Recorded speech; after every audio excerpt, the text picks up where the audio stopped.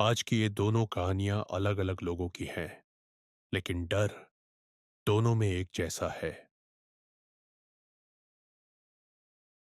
कभी कभी डर किसी आवाज से नहीं, बल्कि एक हल्की सी छुअन से शुरू होता है। ऐसी छुअन जिसे आप महसूस तो करते हैं, लेकिन देख नहीं पाते। ये कहानी है एक हॉस्टल के कमरे की, जहां आधी रात के बाद किसी की गर्दन के पीछे कुछ टकराता था। आधी रात का समय था। मेरा एक दोस्त अपने कमरे में पढ़ाई कर रहा था। वो अपनी टेबल पर बैठा हुआ था कि अचानक उसे अपनी गर्दन के पीछे कुछ टकराने जैसा महसूस हुआ। वो तुरंत मुड़ा, लेकिन पीछे कुछ भी नहीं था। उसने इसे नजरअंदाज किया और दोबारा किताब में लग गया। लेकिन कुछ ही देर बाद फिर वही एहसास, गर्दन के पीछे जैसे कोई चीज बार बार टकरा रही हो। यह घटना हर रात उसी समय उसी जगह पर होने लगी। धीरे धीरे उसकी नींद खराब होने लगी। चेहरा थका थका रहने लगा। एक दिन हॉस्टल में उसकी मुलाकात एक पुराने चौकीदार से हुई, जो सालों से वहां काम कर रहा था। उसे देखकर चौकीदार ने मजाक में कहा, लगता है कल रात फिर नींद नहीं आई। मेरा दोस्त चौंक गया। उसने पूरी बात उसे बता दी, कमरे में होने वाली उस अजीब टक्कर के बारे में। चौकीदार का चेहरा अचानक गंभीर हो गया। उसने बस इतना कहा, उस कमरे को तुरंत छोड़ दो। जब दोस्त ने वजह पूछी तो उसने कुछ भी समझाने से मना कर दिया। लेकिन बाद में उसे सच्चाई पता चली।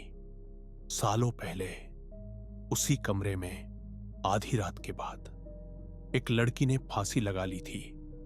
कहा जाता है जब उसने जान दी थी तो उसका शरीर हल्का सा झूल रहा था,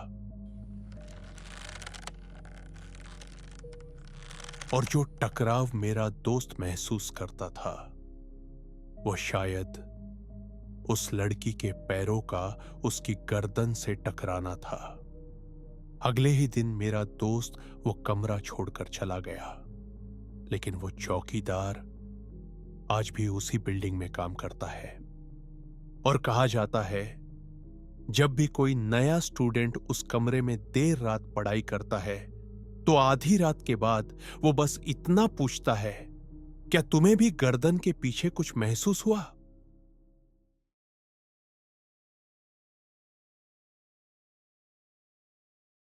अगर ऐसी सच्ची लगने वाली डरावनी कहानियां आपको बेचैन कर देती है, तो चैनल को सब्सक्राइब कर लेना, क्योंकि कुछ कहानियां खत्म होने के बाद भी आपका पीछा नहीं छोड़ती। जब भी मैं कमरे की लाइट बंद करके बिस्तर की तरफ बढ़ता हूं, मुझे ऐसा लगता है जैसे कोई मेरी चप्पल पहनकर कमरे में चल रहा हो। हल्की, साफ साफ सुनाई देने वाली चाल। मैं खुद से कहता हूं, शायद थकान है, लेकिन यह आवाज हर रात आने लगी। एक रात मैं देर तक पढ़ रहा था, तभी अचानक दीवार के अंदर से नाखून ठोकने जैसी आवाज आने लगी।